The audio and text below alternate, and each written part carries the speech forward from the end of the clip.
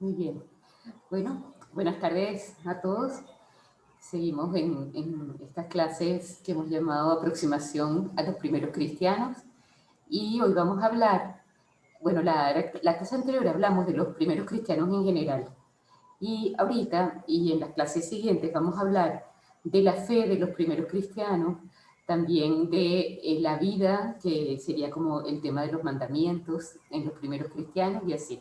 Y como decíamos en la primera clase, la idea es que puedan ser como un referente para nuestra propia vida, porque los primeros cristianos son aquellos que tuvieron como un primer encuentro con Cristo, que transformó sus vidas y que comenzaron a vivir con una visión distinta, más profunda, y pudieron transformar el mundo en el que vivían. Entonces son un referente para nosotros que estamos más o menos en las mismas circunstancias, aunque solo 21 siglos después, ¿no? Bueno, entonces, las ilustraciones que vamos a ir viendo son tomadas de una página que se llama Primeros Cristianos, y son las 6 figuras o imágenes más antiguas que se conocen sobre los primeros cristianos, ¿no? Entonces, esta es sobre el Pantocrátor del siglo VI. La puse de primera porque me parece muy bonita, pero sería la última en cuanto a tiempo de las que vamos a ver, ¿no? Entonces, la palabra Pantocrátor significa el que tiene autoridad sobre todas las cosas, y que es como la unión de dos cualidades que aparecen en relación a Dios en el Antiguo Testamento. Una es Deus Sabaoth, ¿no? Dios de los ejércitos, y la otra es el Todopoderoso, el Shaddai. Entonces, de allí surge la palabra Pantocrátor, que es el que tiene autoridad sobre todas las cosas. Entonces, esta imagen es, eso decíamos antes, del siglo VI, y los que conocen de iconografía explican que el lado derecho del rostro refleja una expresión distinta del lado izquierdo, ¿no? Y que probablemente el pintor lo que quería resaltar es la doble naturaleza humana y divina de Cristo, ¿no? Esta imagen está pintada en una tabla de madera entre el siglo VI o VII y se conserva en el monasterio de Santa Catalina del Monte Sinaí en Egipto, que es uno de los monasterios más antiguos del mundo. Bien, entonces vamos a los primeros siglos del cristianismo, ¿no? ¿Qué pasaba con los primeros cristianos? Entonces, pensamos que eran personas normales y corrientes, algunos eran practicantes del judaísmo, otros eran del judaísmo pero quizá no practicaban, otros provenían de los gentiles, es decir, que no eran del pueblo elegido, sino que convivían junto con los judíos, pero eran de origen griego, ¿no? Tenían cultura griega, idioma griego y creencias más bien relacionadas con los dioses griegos, ¿no? O no creyentes, habría todo tipo de personas allí. Entonces, estas personas, cada una con un background cultural distinto, ¿no? Se encontraron con Cristo personalmente, con su doctrina, personalmente en el tiempo de los años de vida del Señor, o a través de otras personas después del fallecimiento de la crucifixión y muerte del Señor, ¿no? Y su mensaje, su vida, causó en ellos una atracción muy grande, le siguieron, y su vida comenzó a estar de acuerdo a la doctrina de Cristo, a la fe, ¿no? Tan es así que se conocía a los primeros cristianos por el modo en que se trataban unos a otros. Es decir, no era solamente por la doctrina que profesaban, sino en la conducta que vivían. Decían, para reconocerlos, mirad cómo se aman, miren cómo se aman, ¿no? Entonces, al comienzo, los cristianos eran vistos en la sociedad como una secta del judaísmo, como que si fueran dentro de los judíos, igual que habían escribas, fariseos, etcétera, como que si también fueran cristianos. Después, cuando ya los judíos comenzaron a separarse de los cristianos y a perseguirlos, entonces se entendió como más claramente que era algo distinto, que no era el judaísmo, ¿no? Que tenían una entidad propia y que, pues bueno, era una religión diferente, ¿no? Y también en los cristianos, bueno, primero son rechazados por los mismos judíos porque se separan de ellos, ¿no? Y también son rechazados por porque no daban, como hablábamos en la clase pasada, culto a los dioses imperiales. Esa religión del Estado, del Imperio Romano, era una religión en la que daban culto también al sol invencible y recogía en sí cultos de las distintas tierras en donde vivían, en donde el imperio se había asentado. O sea, era una mezcla de creencias, ¿no? Era ecléctico, pero se creía, o sea, había que dar eh, culto al emperador, ¿no? Entonces, claro, como los cristianos no daban culto al emperador, entonces comenzaron a ser rechazados, como veíamos en la clase anterior, ¿no? Entonces comienza la persecución. Persecución por parte del Imperio Romano, por una parte, ¿no?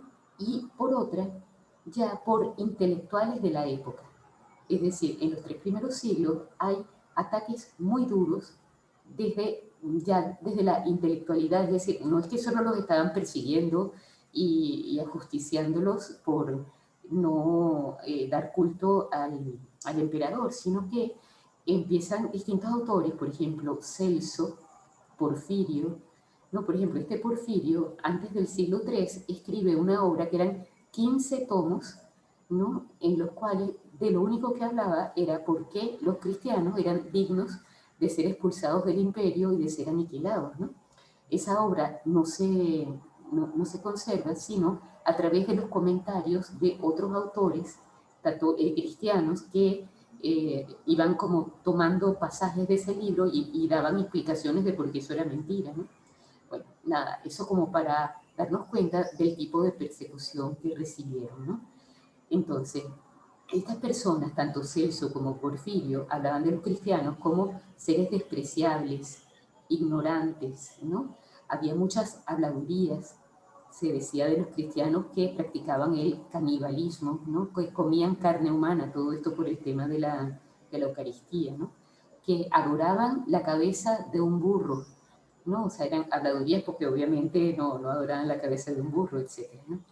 Estas persecuciones, más o menos fuertes en los 3 primeros siglos, como veíamos también en la clase pasada, causó, ¿no? Por una parte, mártires, ¿no? Personas que por cuidar de su fe, por no renegar de Cristo, dieron la vida, y otros que fueron apóstatas, muchos que fueron apóstatas, porque no tuvieron la fuerza para dar la vida por Cristo, o bueno, o renegaron de él, ¿no? Entonces, ¿qué ocurrió después de este tiempo? Vinieron muchas conversiones, ¿no? Porque, como decían, ¿no? Sangre de mártires, semilla de cristianos, ¿no? Al ver el estilo de vida de los cristianos, el verdadero estilo de vida, al ver la belleza de la doctrina en que habían recibido de Cristo y las promesas de salvación eterna que predicaba el cristianismo, hubo muchísimas conversiones, no solo entre el pueblo bajo, no solo entre personas ignorantes, sino también poco a poco en personas de muy alto rango intelectual, que fueron también escribiendo apologías, es decir, contra lo que decían los intelectuales romanos, ¿no? Surgieron otras voces de personas muy bien preparadas intelectualmente que escribían, escribían rebatiendo esos puntos, ¿no? Entonces se va difundiendo el cristianismo en todos los estratos sociales. Y gracias a que había una muy buena comunicación en el Imperio Romano, pues se difunde, ¿no? El cristianismo por muchas partes del imperio, especialmente en las grandes ciudades, y siglos más tarde ya en el interior, digamos, en el campo. Pero entonces, ¿por qué creían, ¿no? Los cristianos en una doctrina que tenía aspectos oscuros, aspectos que no se podían comprender con la sola razón, ¿no? ¿Qué creían los primeros cristianos? ¿En qué se diferenciaban de los demás cultos? ¿No? Entonces, en esta clase lo que vamos a intentar explicar es qué es la fe. Y para eso vamos a ver unos conceptos básicos para poder entender mejor la explicación, ¿no? Entonces, aquí podemos ver un grafito de Alexámeno del siglo I, ¿no? En este grafito, o graffiti, como le decimos nosotros ahora, se representa a una persona que está mirando a un hombre con cabeza de burro. crucificado, ¿no? Y esto fue grabado en un yeso en una pared de Roma durante el siglo I. Claro, esto es muy ofensivo, ¿no? Pero se explica porque durante el siglo I el cristianismo no era una religión oficial y la mayoría de los ciudadanos romanos miraban con desconfianza y escepticismo, ¿no? Entonces, este grafito, ¿no?, fue probablemente creado para burlarse de Alexámeno. Alexámeno está por allí, no sé si leen aquí, fíjense, Alexámeno, ¿no? Este es el nombre, ¿no? Alexámeno, un cristiano, sugiriendo que adoraba a un dios con cabeza de burro, ¿no? De hecho, la inscripción que acompaña la imagen dice, Alexámeno adorando a su dios, ¿no? Y un dios crucificado. Entonces, todo eso refleja, pues, parte de las habladurías que se decían en aquella época. Entonces, como les venía diciendo, vamos a ver unos conceptos básicos en relación a cómo es el conocimiento, porque la fe es un tipo de conocimiento. Entonces, muchas veces la gente dice que la fe es como creer lo que no se entiende, ¿no? La fe es, o sea, el contenido de la fe son los misterios en relación a Dios. Y como que si uno los acogiera, simplemente porque, bueno, uno es crédulo, ¿no? Uno se cree las cosas que a uno le dijeron, bueno, sus papás, o por las consecuencias. Bueno, si yo creo esto, el fruto de esta creencia tiene buenos frutos, digamos, ¿no? Pero por eso quería que hoy nos detuviéramos un poquito más en qué consiste la fe. ¿Qué digo yo cuando digo tengo fe? Entonces, en primer lugar, hay que darse cuenta de lo que es el conocimiento. Y eso es muy fácil porque nosotros estamos conociendo todo el tiempo, ¿no? O sea, conocer, o sea, la inteligencia tiene la capacidad, es una potencia espiritual, capaz de captar la verdad de las cosas. Cuando uno acoge la verdad, ¿no?, conoce. Entonces, hay el acto de conocer y lo conocido, ¿no? Lo conocido en mí. Entonces, es por ejemplo, la capacidad de ver, yo la tengo, pero la actualizo cuando veo. La capacidad de conocer la tengo y la actualizo cuando conozco algo. Bien, entonces, en relación al conocimiento, ¿no?, yo capto la realidad con mi inteligencia. Por ejemplo, yo me asomo y veo una mata de mango y veo que tiene mangos y digo, estamos en el mes de junio, época de mangos. O sea, el conocimiento me llega a través de los sentidos y yo soy capaz de captar esas realidades con mi entendimiento, ¿no? Entonces, ¿qué sería la verdad? ¿Qué es? ¿Es posible conocer la verdad? Esto es un tema muy debatido hoy en día porque muchas personas con el relativismo piensan que el hombre no es capaz de conocer la verdad, que cada uno tiene su verdad, bueno, y que con tal de que nos llevemos bien y no nos ofendamos unos a otros, bueno, tú crees lo que tú quieras, yo creo lo que yo quiero y vivamos felices los dos, ¿no? Y resulta que la verdad es objetiva. Entonces, ¿cuándo el conocimiento alcanza la verdad? Cuando capta el ser concreto de la cosa. Es decir, si yo veo la mata de mango y digo, ya no sé, el manzano está dando manzanas, yo estoy equivocada, ¿no? Yo no tengo la verdad porque es un árbol de mango y lo que está dando es mangos. Es decir, cuando mi mente capta la realidad tal como es y se la apropia, porque el concepto de mata de mango ya yo me lo guardo, ¿no? Entonces yo tengo la verdad en relación a ese hecho concreto, ¿no? Entonces, el hombre es capaz de conocer la verdad, aunque sea de modo parcial, con posibilidad de error y también con posibilidad de crecimiento y profundización. Es decir, yo me puedo equivocar, ¿no? Porque en vez de una mata de mango era, supongamos, una filmación y me engañé, ¿no? No era la mata, sino que la estaban proyectando sobre la pared y fue un engaño para mí.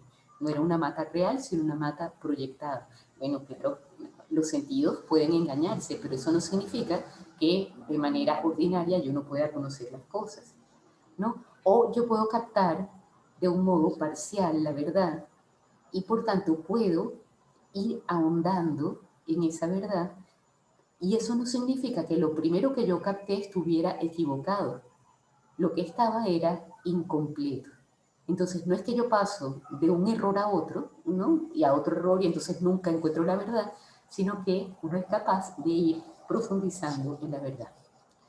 Entonces, vamos a fijarnos ahora en los tipos de conocimiento por su certeza, ¿no? Es como una clasificación, podríamos decir, ¿no? ¿Qué significa certeza? Cuando yo sé algo, puedo tenerlo con duda o puedo tenerlo con certeza. O sea, yo estoy segura de que hoy es martes y la fecha tal, ¿no? Supongamos que me equivoqué y yo digo, hoy es miércoles, ¿no? Pero lo digo con seguridad, porque yo estaba segura de que hoy era miércoles. O sea, la certeza es esa seguridad cuando yo poseo de poseer la verdad de algo, ¿no? Aunque esté equivocado. Entonces, de ordinario, ¿no? Al conocer las cosas, ¿no? Las cosas me son, hay cosas que son evidentes, o sea, que yo las veo y las entiendo y nadie me las tiene que explicar y yo tengo certeza de eso, aunque no tenga mayor explicación. Por ejemplo, está anocheciendo en Caracas. Ustedes me pueden decir, pruébamelo. Bueno, ¿cómo te voy a probar eso? Asómate a la ventana, velo tú misma. O sea, la evidencia es aquello que al ser captado por sí mismo no requiere explicación, ¿no? Para tenerlo por cierto, ¿no? Pero también nuestro conocimiento funciona a través del razonamiento. Entonces, cuando yo capto algo, pero no directamente, sino a través de un razonamiento, es como decir, por ejemplo, Pedro es hombre. Los hombres se mueren. Pedro, por tanto, se morirá. Es decir, yo extraigo una verdad de dos verdades anteriores por un proceso lógico. Esos procesos lógicos, si están bien estructurados, conducen a la verdad, pero en ese proceso lógico yo también me puedo equivocar, o sea, puede haber error, pero de ordinario, si el razonamiento está bien hecho, produce certeza. Entonces, yo puedo tener seguridad de un conocimiento porque es evidente o porque llegué a él a través de un razonamiento correcto. Bien, eso también es distinto de la fe, porque si alguno de ustedes me dice, yo, no sé, tengo 3 hijos, pues yo confío en eso que ustedes me dicen y aunque yo nunca los haya visto, yo tengo fe en que lo que me dicen, porque primero, si me dijera que tiene 200 hijos, no la puedo creer porque eso es absurdo. Pero si dice que tiene 3, bueno, eso está dentro de lo razonable, digo, de lo normal, ¿no? De lo posible, digamos. Y como hay una confianza y no hay un motivo que me haga dudar de que la persona me quiere engañar, pues entonces se produce una seguridad. Si a mí alguien me pregunta, ¿cuántos hijos tiene fulanita? 3. Pero de verdad 3, sí, sí, son 3. O sea, yo tengo certeza, porque yo acepté por la fe, ¿no? Que es una fe humana, una fe o sea, ¿qué viene a ser la fe? La fe es tener por cierto, ¿no? Con certeza, algo de lo cual yo no tengo evidencia directa, sino que me llega a través de otra persona, ¿no? En quien yo confío. O sea, hay un elemento de lo que da la certeza, no es tanto la claridad del razonamiento, sino la adhesión de la voluntad que acoge, por cierto, lo que dice la otra persona.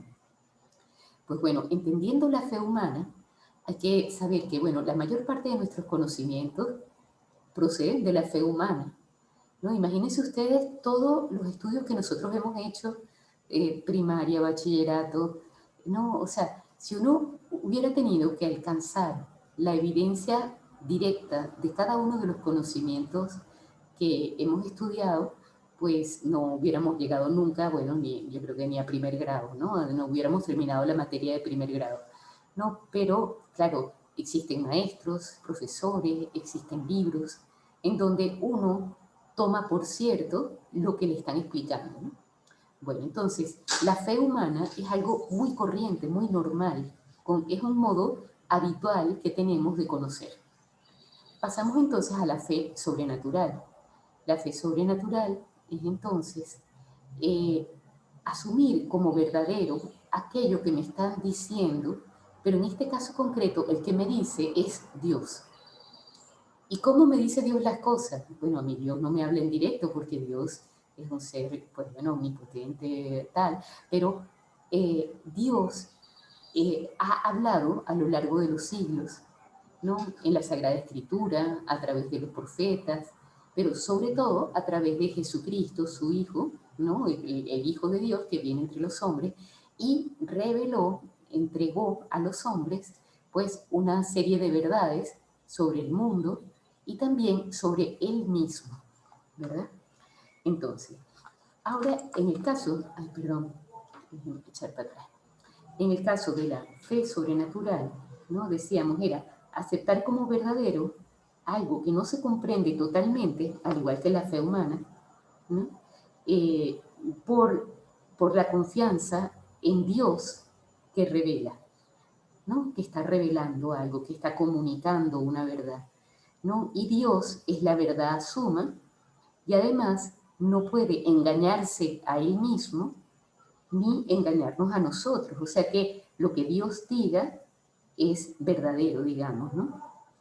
Bueno, entonces, con la fe sobrenatural, lo que Dios revela no es contradictorio, ¿no? Como les decía antes con la fe humana, si alguien me dice, mira, yo tuve 200 hijos, bueno, eso no cabe dentro de las posibilidades, ¿no? Pero si a mí Dios me dice que en Dios hay tres personas, Padre, Hijo y Espíritu Santo, eso es un misterio que yo puedo tratar de entender en cierta manera, pero como excede, es superior a mi capacidad, yo no soy capaz de captarlo en la plenitud de su hondura, ¿no? O sea, muchas veces se habla de la fe como algo oscuro, ¿no? Como que una persona que tiene fe es como que si no tuviera madurez intelectual, porque asume como verdaderas cosas que él no ha probado, que él no ha, digamos, constatado por sí mismo, ¿no? Y resulta que la fe sobrenatural es exactamente lo contrario, ¿no? La fe sobrenatural, es decir, todo ese contenido de verdades que Dios ha revelado al hombre, algunas son perfectamente comprensibles y otras exceden el entendimiento humano. Es decir, que cuando yo capto esas verdades, no estoy anulando mi entendimiento, sino que estoy ampliándolo. Es decir, yo estoy siendo capaz de conocer cosas que nunca hubiera conocido sin la fe sobrenatural. Entonces, es como un exceso de luz. Es como que si uno dijera, bueno, si yo puedo ver con la luz natural, eso está muy bien, pero si yo veo directamente el sol a mediodía, no puedo verlo. No puedo detener mi mirada allí a menos que tenga unos lentes muy oscuros, ¿no? Entonces, la fe viene a ser algo así. Es decir, los contenidos de la fe vienen a iluminarnos y no somos capaces de captarlos plenamente, sobre todo porque nos exceden. Junto con esto, ¿no? La fe sobrenatural requiere de nuestra parte la libertad, ¿no? Porque sin una disposición de la voluntad para acoger la verdad revelada por Dios, ¿no? Es como lo que dice el dicho, bueno, no hay más ciego que el que no quiere ver. Es decir, la voluntad puede tener tanta fuerza que a pesar de que resulte razonable creer, como vamos a ver un poquito más adelante, uno no quiera creer, ¿no? O sea, hay un obstáculo, o sea, como creer implica también asumir una vida de acuerdo a la fe. Quien no quiere dar un cambio de vida, o sea, no le interesa creer, pues digámoslo de esa manera. Bueno, entonces, eh, cuando Dios revela, o sea, en el contenido completo de la revelación que nos dio Jesucristo, nos entregó verdades naturales y verdades sobrenaturales. ¿Cuáles son las verdades naturales? Por ejemplo, Dios existe, el hombre tiene un alma inmortal, hay una vida después de la vida, Dios premia al que actúa bien y castiga al que actúa mal. Todas esas son verdades que cualquiera de nosotros hubiera podido alcanzar con su razón, ¿no? De hecho, pero ¿qué es lo que ocurre? Que como nuestra vida es muy complicada, pocas personas piensan y cuando piensan nos podemos equivocar. Entonces, en esas verdades que son fundamentales para la vida humana porque guían, dan un norte y pues no todos serían capaces de alcanzarlas. Por tanto, aunque uno hubiera podido llegar con la razón, como de hecho llegaron algunos filósofos, Aristóteles, Platón, aparte de esas verdades, ¿no? Y a veces mezcladas con algunos errores, entonces con la fe sobrenatural las tenemos ya resueltas, ¿no? O sea, Dios nos las regala y no tenemos que ir a buscarlas porque, con nuestro entendimiento, porque ya nos las dio, ¿no? Entonces, eso es para las que hemos estudiado ciencias, ¿no? Como cuando uno tiene un libro de problemas de matemáticas, que en la última página están todas las respuestas, ¿no? Entonces, si yo tengo la respuesta, entonces es mucho más fácil resolver el problema, porque sé qué camino tomar para llegar allí. Pues de alguna manera eso es la fe sobrenatural cuando se refiere a las verdades naturales, es decir, aquellas verdades que hubiéramos podido conseguir con nuestro entendimiento. Pero también Dios revela verdades sobrenaturales, es decir, aquellas que, aunque nosotros nos hubiéramos esforzado por 10 siglos consecutivos, nunca hubiéramos podido alcanzarlas. Por ejemplo, el misterio de la Santísima Trinidad, ¿no? Que excede completamente nuestra fe, nuestra razón, ¿no? Nuestra capacidad de comprensión. Bueno, entonces, aquí tenemos otra ilustración que dice, esto es El Buen Pastor, es del siglo III, ¿no? Está en las catacumbas de San Calixto en Roma. Entonces, o sea, como en los evangelios, no aparece ninguna descripción bueno, del rostro de Cristo, de sus rasgos físicos, ¿no? Son más bien, entonces es como muy difícil pintar a Cristo, ¿no? Entonces lo que se hizo al comienzo es tomar de sus enseñanzas, por ejemplo, en este caso concreto es yo soy el buen pastor, ¿no? Que está en el Evangelio de San Juan, capítulo 10. El buen pastor da la vida por sus ovejas.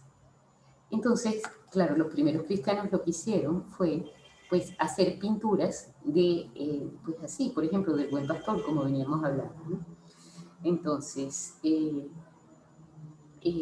no es la primera vez que aparece el buen pastor, porque ya desde la antigüedad era un motivo tanto para griegos como para romanos, ¿no? Pero entonces, concretamente, esta imagen está en las catacumbas de San Calixto, en Roma, y está mostrando a Jesús con un ternero sobre sus hombros y siguiendo la figura del Moscoforos, literalmente el portador del ternero, ¿no? La primera representación de esta figura es del año 570 a.C. en el arte griego antiguo, pero en este caso, estando en las catacumbas de San Calixto y todo esto, está referida a Jesucristo como buen pastor. Bien, entonces continuamos con estos conceptos básicos, ¿no? Voy a intentar ir un poquito más rápido. De todas maneras, si son como demasiados conceptos juntos y no quedaron claros, siempre tienen la posibilidad de escribirme o de llamarme o lo que deseen. Bueno, entonces estábamos hablando de los tipos de conocimientos, ¿no? Y habíamos hablado de acuerdo a su certeza, ¿no? Era la lámina anterior. En cuanto a su método, ¿no? Podemos hablar de un conocimiento espontáneo, científico, filosófico y teológico, ¿no? ¿Qué significa esto, no? Por ejemplo, ¿no? Yo puedo describir un fenómeno natural con, con un punto de vista o como con un ángulo diferente, ¿no? Entonces, por ejemplo, volvemos al mango. Si yo tengo un mango verde, ¿verdad? Y, y madura y se vuelve un mango maduro, entonces yo puedo hablar de eso con distintos niveles de profundidad.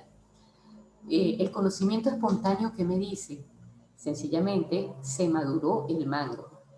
El conocimiento científico que me dice, bueno, supongamos, ocurrió un proceso de oxidación en el cual la enzima peroxidasa cambió no sé qué más, ¿no? Entonces podemos hablar de ciencias exactas. Si lo estoy viendo desde un punto de vista filosófico, ¿verdad? Yo puedo decir, ha ocurrido un cambio accidental, ¿no? Se mantuvo el mango, pero cambió el accidente, color, textura, etc. Yo también puedo ver el mismo fenómeno desde un punto de vista teológico, que podría ser, no es que sea el único, asombrarnos de la perfección de la creación y de que Dios es capaz de cuidar del hombre ofreciéndole un mango, ¿no? Entonces, ¿qué ocurre? ¿No? Que todos estos niveles de profundidad no son contradictorios unos con otros. Simplemente el fenómeno es el mismo, pero mi nivel de profundización es diferente. Entonces, ¿por qué hablamos de esto? ¿No? Porque existen de ordinario problemas culturales o sea, como diciendo que hay una oposición entre ciencia y fe. Es decir, que una persona que tiene fe es como que si no pudieras ser un, bueno, o viceversa, ¿no? Como que la ciencia, si uno es un verdadero científico, terminará por ser no creyente. Por ejemplo, un biólogo puede decir, bueno, yo soy evolucionista, y ser evolucionista significa que no soy creacionista, ¿no? Por tanto, no puedo tener fe. Y resulta que eso es, o sea, como la realidad es la misma y el mismo creador de la realidad es el que nos dio el entendimiento a cada una de las personas que hacen ciencia, no puede haber contradicción entre la verdad de la realidad y la verdadera ciencia. O sea, cuando yo me acerco a la realidad y la conozco como es, pues eso no puede ser distinto de lo que verdaderamente es, porque Dios lo hizo así. Por tanto, no hay contradicción entre ciencia y fe, aunque sí puede haber en algún momento como errores y que haya que irlos rectificando por el camino, ¿no? Y ya por último, en cuanto a los conceptos básicos, ¿no? Vamos a ver en relación al grado de certeza, ¿no? Las certezas, eso está relacionado con lo que veíamos en la lámina anterior. Cada ciencia tiene un grado de certeza distinto. Por ejemplo, la certeza de la matemática, como la matemática está trabajando con números, con un grado de abstracción, ¿no?, matemático por encima de la materia, ¿no?, su certeza es altísima, porque 2 más 2 siempre van a ser 4, ¿no? Porque estamos trabajando con realidades que al estar separadas de la materia no se ven afectadas por ella y por tanto mi comprensión abstracta del número es, pues bueno, me facilita un conocimiento con una gran precisión y exactitud. Las ciencias experimentales también tienen otro grado de certeza. Por ejemplo, cuando utilizamos los métodos experimentales, hay cosas que son investigaciones, ¿no?, que son teorías. Hay teorías que una vez comprobadas por millones de experimentos pasan a tener una categoría de ciencias ya, pero de leyes, ¿no? O sea, la ley de la gravedad es una ley que no cambia, ¿no? Es un conocimiento de la realidad que está súper comprobadísimo, pues, ¿no? Pero en otros casos todavía requieren mayor experimentación, etcétera, ¿no? Entonces, el grado de certeza de las ciencias experimentales tiene mucho que ver con la comprobación que se ha llegado a realizar, ¿no? Por ejemplo, ahorita con todo el tema de las vacunas, ¿no? O sea, las vacunas, bueno, pasan por distintas etapas de comprobación para que sean aprobadas por la Organización Mundial de la Salud. Hasta que no pasen todas esas pasos, no se tiene como vacunas, bueno, válidas, digamos, ¿no? Entonces, bueno, es más o menos esto, ¿no? Pareciera que es verdad, pero hasta que no está comprobado, todavía no hay un grado de certeza total, ¿ok? Bueno, y ya por último, la certeza de la fe. ¿Cómo será la certeza de la fe? La certeza de la fe es máxima, ¿no? Porque el Dios es la suma verdad, no puede, como decíamos antes, no puede engañarse, no puede engañarnos, ¿no? Por tanto, lo que yo recibo por la fe, aunque no soy capaz de, digamos, de razonarlo en algunos casos, en las verdades de fe sobrenaturales, como decíamos, pues su grado de certeza, o sea, se puede llegar a dar la vida por la fe, aunque haya cosas que uno no las comprenda racionalmente por lo que decíamos antes, ¿no? Porque nos excede. Entonces, hay un ejemplo interesante en relación a esto, ¿no? Supongamos que nosotros tenemos un objeto, ¿no? Que está colgado del techo, ¿no? Supongamos una lámpara que tiene una cadena y la lámpara queda, supongamos, a 2,5 metros por encima del suelo, ¿no? Entonces, hay dos maneras de llegar a esa lámpara. Desde abajo, yo tengo que subir una escalerita hasta llegar a 2,5 metros para alcanzar esa altura. O desde arriba está colgada, ¿no? Pero, ¿qué es lo importante? Lo importante es el lugar donde está. ¿Esto qué quiere decir, no? ¿Qué es mejor? ¿Conocer por la fe o conocer por la razón? Lo importante es conocer la verdad. Si yo la he alcanzado por la fe, que vendría a ser, bueno, está colgada desde arriba por el hilito, o si yo la he alcanzado por mi propio razonamiento, es decir, caminando desde abajo hasta que alcancé esa verdad, ¿no? Pues lo importante es tener la verdad. Es decir, una viejita que se estudió el catecismo y sabe que Dios existe, tiene una verdad más firme que una persona de ciencias que se empeña en no querer ver que Dios existe, ¿no? Y utiliza su ciencia en una dirección contraria, digamos, ¿no? Entonces, bueno, continuamos. Aquí tenemos la escena de la adoración de los magos. Esta es del siglo III, ¿no? Sabemos que en el Nuevo Testamento, en San Mateo 2, aparece, pues bueno, la narración de la Epifanía, ¿no? Que fue una de las representaciones más populares de la vida de Cristo en los primeros años del cristianismo. Entonces, estos reyes magos, adorando al niño, están decorando un sarcófago, ¿no? Del siglo III que se conserva actualmente en el Museo Vaticano, en Roma. Es muy bonito. Ok, entonces, avanzamos un poquito más y decimos, entonces, ¿qué es creer? ¿Verdad? ¿En qué consiste creer? Pues bueno, creer es acoger una verdad que me viene dada, o sea, la recibo como verdadera por la autoridad de quien me la da y porque no resulta contradictoria, sino que aporta luz a mi entendimiento, ¿no? Bueno. Entonces, es razonable creer, ¿ya? Entonces ahorita vamos a meternos o vamos a referirnos nuevamente a los primeros cristianos, ¿no?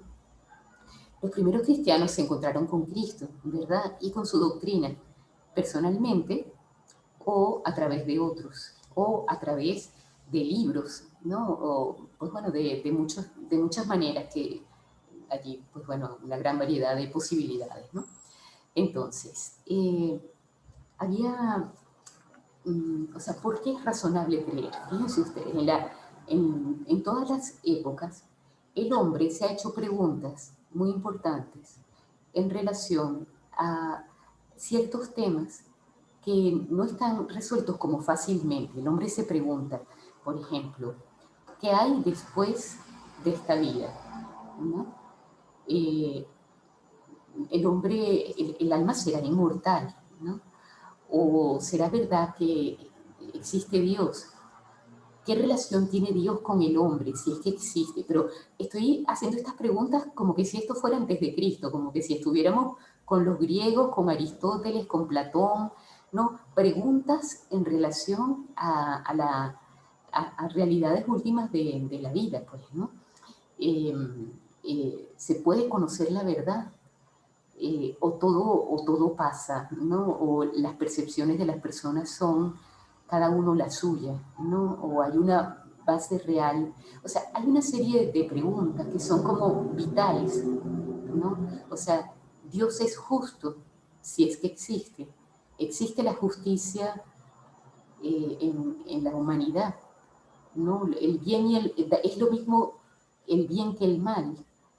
O sea, son toda una serie de preguntas que se plantean en distintos momentos de la vida, a veces quizá en momentos de crisis, pero otras veces no. Hay personas que sencillamente al abrirse a la vida, de repente estando uno adolescente y ver, pues no sé, la enormidad del universo, las estrellas, y uno captar la pequeñez de la persona humana, pues tiene que haber Dios, o sea, bueno, tantas cosas, ¿no?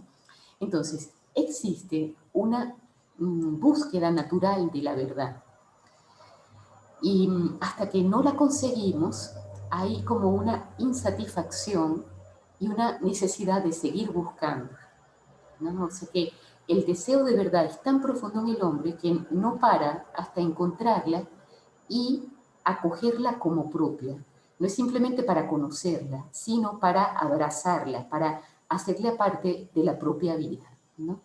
Entonces, ¿qué ocurría en la época de los primeros cristianos? Bueno, que las personas, algunas más que otras, tenían esas interrogantes en su vida, en su corazón. Y al encontrarse con la doctrina de Cristo, pues aquellas interrogantes quedaron plenamente respondidas, ¿no? Entonces, es razonable creer, es razonable acoger una enseñanza, ¿no? Que está dando respuesta plena y coherente a las ansiedades e inquietudes que todo ser humano lleva consigo, ¿no? Bueno, eso puede ser una pregunta, ¿no?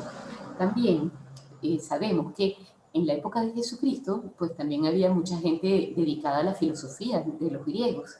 Y algunos de los primeros cristianos convertidos perdón, algunos de estos griegos convertidos al cristianismo, pues eran filósofos. Y hay uno en concreto que es San Ireneo, ¿no? Que después fue San, que él era filósofo y justamente su conversión vino por encontrar en el cristianismo la respuesta a toda su pregunta filosófica, ¿no? Y eso es algo pues súper bonito, ¿no? Bien, entonces, signos y milagros, ¿no? ¿Por qué creer? ¿No? Entonces, aquí una primera respuesta sería porque las verdades de la fe satisfacen los interrogantes más profundos de mi existencia, ¿no? ¿Por qué creer? Bueno, pues también porque hay hechos narrados en el Antiguo Testamento que se hacen realidad en la persona de Cristo, como veíamos en alguna de las clases de otra de estas series, ¿no? Sabemos que en el Antiguo Testamento fue escrito por muchos autores distintos a lo largo de muchos siglos y todos señalaban a Cristo y en Cristo se cumplieron todas las profecías. Entonces, si eso no fue preparado por Dios directamente, pues realmente no se entiende cómo pudo ocurrir una cosa semejante, ¿no? Que se cumplieran las profecías en la vida de Cristo. También los milagros, ¿verdad? Cuando vemos la vida de Jesucristo, ¿verdad? Vemos, por una parte, la belleza de la doctrina cristiana, del amor, del perdón, de la entrega a los demás, que removieron y cambiaron la sociedad de su tiempo, ¿no? Y que debe seguir cambiando la nuestra. Entonces, Cristo es el amor misericordioso, le manifiesta al hombre cómo es el amor de Dios hacia él. No es un amor de un Dios justiciero, sino de un Dios Padre misericordioso. En Jesucristo, ¿no?, se cumplen las Escrituras, como veíamos, ¿no? Y hay un hecho muy concreto, que es la resurrección de Cristo, que es prueba de su divinidad.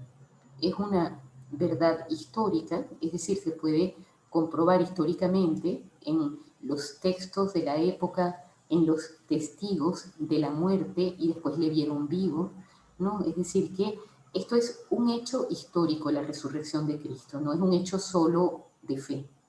Bien, entonces, todas estas cosas, o por ejemplo, las cosas que Cristo dice en el Evangelio, ¿no? O Cristo era loco o era Dios. No hay nada intermedio, ¿no? Porque, o sea, en el diálogo de Cristo con Pilatos, ¿no? Tú eres rey, sí, yo soy rey, pero de un reino que no es de este mundo.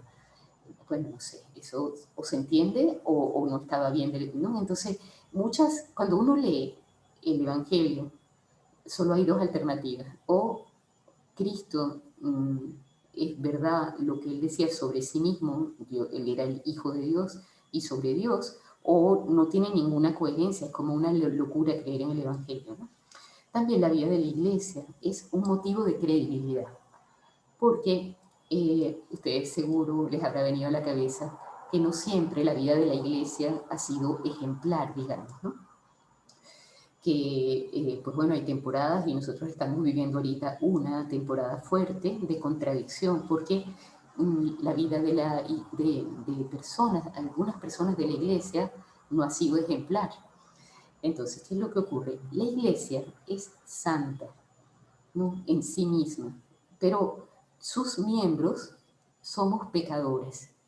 O sea, la Iglesia es santa porque Cristo es su cabeza, el Espíritu Santo es su alma, ¿no?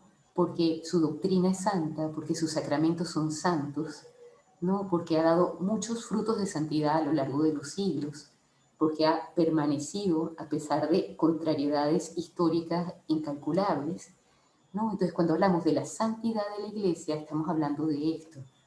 Junto con esto, los miembros de la Iglesia, que somos cada uno de nosotros, tenemos limitaciones, pecados y necesidad de conversión, al igual que muchas cosas buenas también, ¿no? Porque me anotaba aquí, ¿no?, por ejemplo, a lo largo de la historia, lo que la Iglesia ha aportado a la humanidad, ¿no? Y es muchísimo, ¿no? Pues bueno, la vida de los santos, en primer lugar, la presencia de un santo en el mundo tiene una gran repercusión. Luego, cantidades de instituciones sociales y educativas que ha sacado adelante la Iglesia a lo largo de los siglos, su servicio a los pobres, la contribución al reconocimiento de la dignidad de la persona y la libertad religiosa, ¿no?, la contribución a los derechos humanos, las obras de servicio a la sociedad, sanitarias, culturales, etc. Es decir, la vida de la Iglesia es una vida de luz para la humanidad, aunque haya habido episodios concretos, y los siga habiendo, de cosas lamentables, digamos, ¿no? Bueno, otra manifestación de por qué es razonable creer, ¿no?, es la belleza y novedad de la doctrina cristiana. Es decir, que cuando se toma en su conjunto la doctrina cristiana, hay allí una sabiduría de vida que no posee ninguna otra religión, ¿no? Y se entiende porque quien comunica la verdad cristiana es el mismo que creó al hombre. Por tanto, es el que sabe mejor cómo funciona, cómo debería funcionar bien el hombre. Por tanto, las verdades recibidas de Dios en relación al hombre, pues son verdaderamente humanizantes, humanizadoras de las personas y de la sociedad. Bueno, entonces, aportes a la humanidad era lo que leíamos antes, ¿no? Aquí tenemos otra graffiti de curación del paralítico. Es del siglo III, ¿no? Aquí tenemos el paralítico con su camilla, ¿no? Y al Señor, aquí, a Jesucristo, ¿no? Entonces, aquí, esto es un milagro relatado en los evangelios, ¿no? En Cafarnaúm, Jesús cura el paralítico. Entonces, desde aquel momento, de ese episodio, ha estado presente en la iconografía cristiana. Entonces, esta inscripción es del siglo III y se encontró en el baptisterio, es decir, en el lugar donde se hacían los bautismos, de una iglesia que había sido abandonada hace muchos años en Siria. Y es una de las representaciones más antiguas de Cristo que han encontrado los historiadores. Es del siglo III. Bueno, y ya esta es nuestra última lámina. ¿Qué creemos? ¿No? Entonces, el conjunto de las enseñanzas de la Iglesia para los fieles está recogida en el credo de los apóstoles, ¿no? Y viene como estructurada en 3 partes. Creo en Dios Padre, creo en Dios Hijo, creo en Dios Espíritu Santo. El Padre como creador y providente, es decir, la enseñanza que deja esto como en líneas muy básicas, ¿no? Como unas pinceladas muy pequeñas. O sea, el hombre no está solo, Dios es su Padre, vela por él, le conoce, está atento a sus necesidades, ¿no? O sea, Dios Padre, creador y providente. ¿Ok? Luego, Dios Hijo, redentor y modelo, ¿no? Entonces, esto tiene también pues mucha importancia porque redentor, decimos, el que libera al hombre, ¿no? El que dio su vida para pagar por mi rescate, para que yo pueda ser salvada, ¿no? El que me consiguió el poder ser hija de Dios y amiga de Dios, se restaura la amistad con Dios gracias al Redentor, ¿no? Y además es modelo de vida, maestro, amigo. ¿Bien?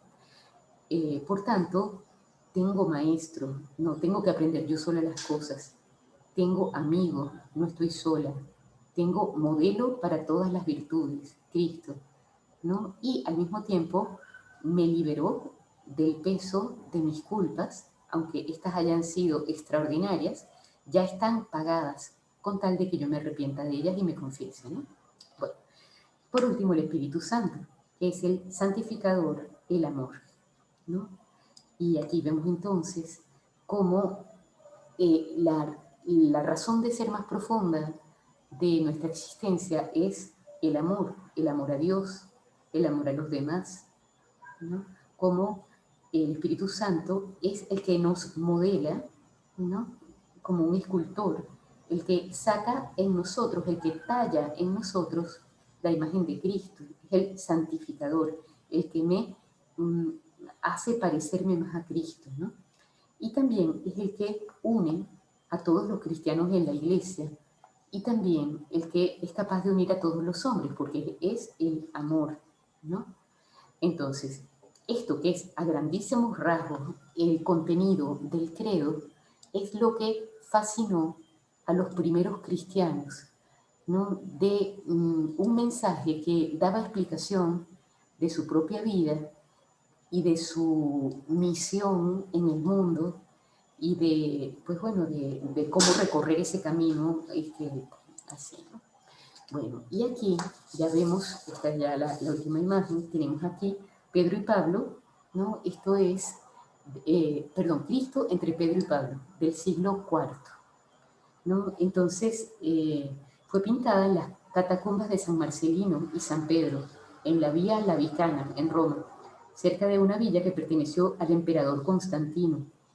Bajo las 3 figuras principales de la pintura encontramos a Gorgonio, Pedro, Marcelino y Tiburcio, 4 mártires que habían sido enterrados en esas catacumbas y que son representados señalando al Cordero de Dios en su altar celestial. Aquí los tenemos, ¿no? Estos 4 mártires. Ya está el Cordero de Dios en su altar celestial. Bueno, entonces hemos hablado de la fe en los primeros cristianos La fe es un tesoro para las personas que las hemos recibido. La fe hay que pedirla, ¿no? Los apóstoles le pedían a Jesucristo, aumentanos la fe, hay que comprenderla, lo que quiere decir que vale la pena leer, estudiar, y a veces no es que sea de aumentar nuestro conocimiento, sino de reflexionarlo, meditarlo, de mirar nuestra vida a la luz de esas verdades. La fe hay que transmitirla, porque la luz no está para esconderla debajo de la cama, sino para colocarla en lo alto y que ilumine a los demás, ¿no? Y hay que saber, ¿no?, que el peor enemigo de Dios es la ignorancia, porque no se puede amar lo que se ignora. Y casi siempre lo que se odia es porque, cuando hay quienes odian la religión, es porque tienen una visión de la fe tergiversada. Entonces, la transmisión de la fe es una de las grandes misiones que tenemos. Bueno, muchísimas gracias. Aquí están, como siempre, los datos. Y pues bueno, hasta la próxima. Si tuvieran cualquier duda, por supuesto, me pueden llamar o me pueden, digamos, escribir o todo esto, ¿no? Entonces, voy a apagar aquí.